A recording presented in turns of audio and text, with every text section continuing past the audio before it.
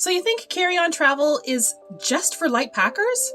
Think again. If you're a budget traveler, then traveling carry-on is your secret weapon to saving money, time, and stress while you're traveling. Carry-on travel is a must for budget-conscious travelers.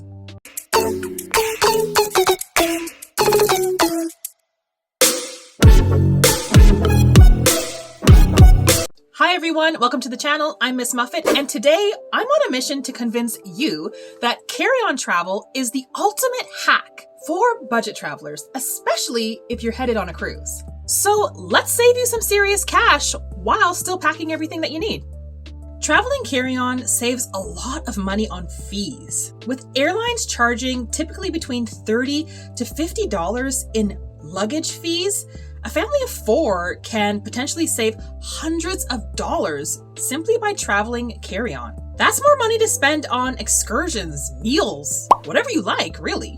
Take a look at these current fares that Air Canada charges for checked luggage. Standard fees for economy class travel is anywhere between $35 to $60 per checked bag. That's a lot of money.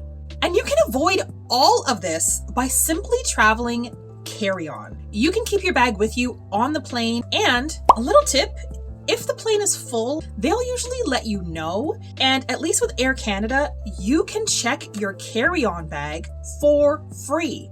When I traveled to my cruise with Norwegian Sky, unfortunately, I wasn't able to put my carry-on in the plane, and I did have to check it, but they let me know that because it was a carry-on size bag, there was no extra fee or charge for me to check my luggage, so I got to check my carry-on free.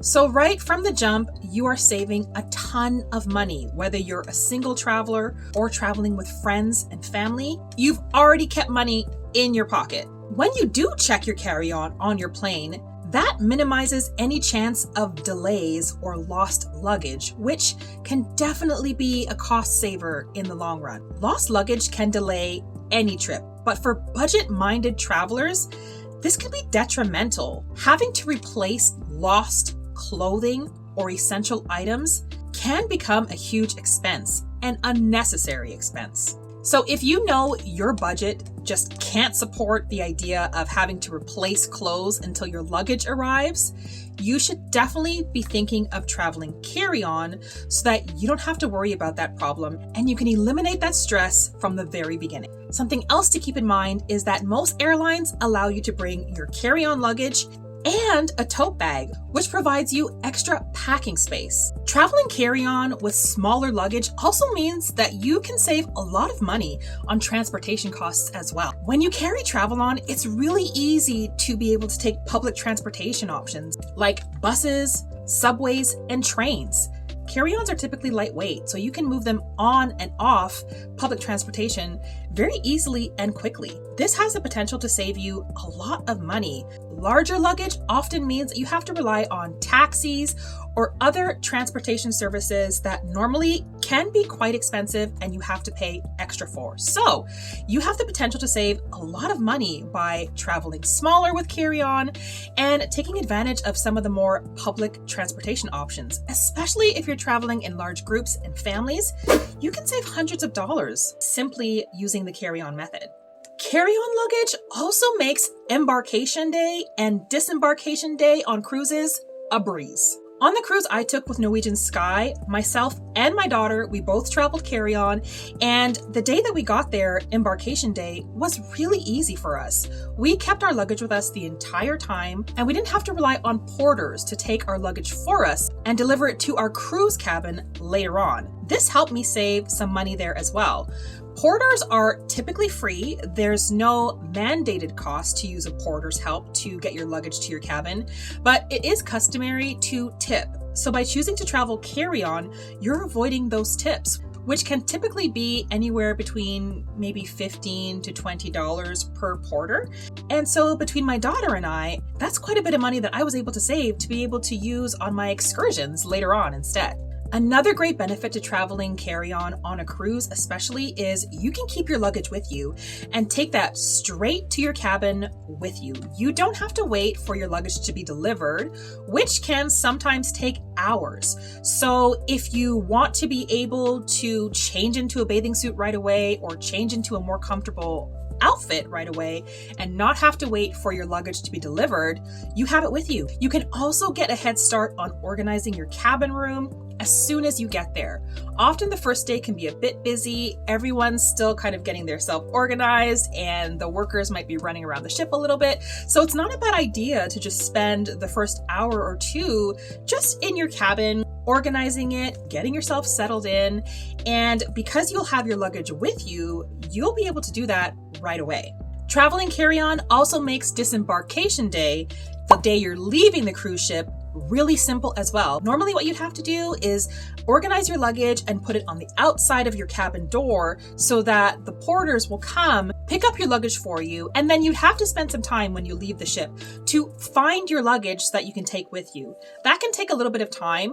I didn't experience it myself, but from what I've heard from other friends that did choose that option, it does take quite a bit of time. And it can also be a little bit tricky finding your personal luggage among the sea of luggage carriage that is there. So if you have carry-on, you can avoid that whole mess. You simply keep your luggage with you, you leave the cabin with your carry-on, and you have it with you the entire time. So disembarkation can be quick and easy. You can go from the ship and straight onto public transportation, taxi, or whatever means of transportation you'll be using to get to the airport. It's quick and easy and less stressful as well. Traveling carry-on also forces you to pack smarter, meaning fewer impulsive buys before you leave your trip and no overpacking just in case items for your trip either. It really forces you to pre-plan out what you're going to need and only pack as needed. Now, I am a classic overpacker, always have been. So packing carry-on for a 10-day cruise was a definite challenge, which is why I'm convinced if I can do it, anybody can do it. Smart packing will save you a lot of money because you won't end up buying all these extra things and clothes that you don't actually need for your trip and never end up using while you're on your trip, which, in my opinion, is money wasted. Carry-on traveling is going to force you to think a lot more about what you actually need on your trip. This can take a little bit of pre-planning and even a little bit of research before you leave, especially if you're going on a cruise. There are certain things you can research in advance, such as, are there going to be theme nights? Maybe you'll need an all-white outfit. Are there going to be neon lights? Is there going to be a neon light night? Things like that can really help you pre-plan what you actually need for your trip. Another tip when you're packing for carry-on is to pack multi-use items. I actually have a few tips and tricks that I used for my packing, which really involve how to pack and what to pack if you are traveling small with carry-on. So if you're interested in learning more about that, leave a comment for me in the comment section just to let me know, and I'd be happy to put together a video that talks about how I went about carry-on packing for my 10-day cruise.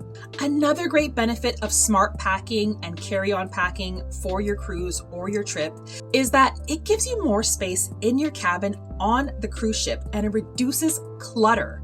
Traveling with a teenager has its own challenges, let me tell you. So was I ever thankful that we both packed carry-on bags, because we had the basic level cabin room, which was basically a small cabin space, no window, no balcony, and it was the two of us in there. Because we only traveled carry-on, we had a lot of room left in our cabin, still left for us to be able to move around and travel. We were each able to basically claim a side of the cabin to ourselves, and that was nice. Was there still a little bit of mess and clutter? Absolutely, for sure. I'm not going to lie about that, but I can only imagine how bad it could have been had we both traveled full size, or if we were a larger family, all with full-size luggage. Our carry-ons were also small enough to just easily slide right underneath our beds, so we didn't have to leave our luggage sitting around out in the room, which made even more room for us in the cabin. So that was another bonus to traveling carry-on. Maybe not a budget-friendly bonus, but definitely a space saver bonus. Traveling carry-on also prevents overspending on souvenirs. This is something that is so tough and was so tough for me to do, especially on the 10-day cruise, because we went to like 7 different islands and there was just so much to do and so much to see. It would have been so easy to have just bought a bunch of souvenirs everywhere that I went. But if I'm being honest, often when I travel and I buy all these souvenirs, sometimes they stay packed up when I get back home, and sometimes I never even put them on display or use them. It's really more about the rush and the fun and the excitement of buying the souvenirs in the moment, and less so about using them afterwards. But that's just me. When you travel carry-on, you just don't have the same amount of space that you would in a full-size luggage. So you really have to be conscious and decide, if you are going to buy souvenirs, what souvenirs you really are going to want. Or if you're going to be buying gifts, maybe this will force you to buy gifts that are a little bit smaller, and in return will help you not to overspend. So traveling carry-on, you'll think twice about buying unnecessary souvenirs, leaving your wallet and luggage light. So you might be saying, okay, April, but if I'm traveling for 10 days and I only have a carry-on,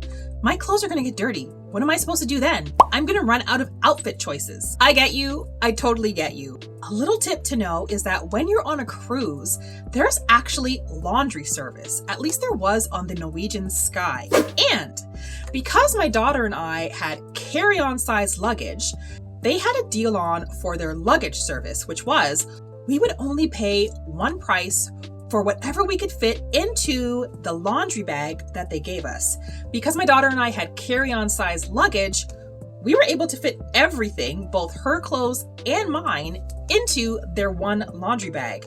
As opposed to if we had traveled full-size luggage, that probably would have enticed us to change our outfits a lot more often, and we would have had a lot more dirty laundry that needed cleaning.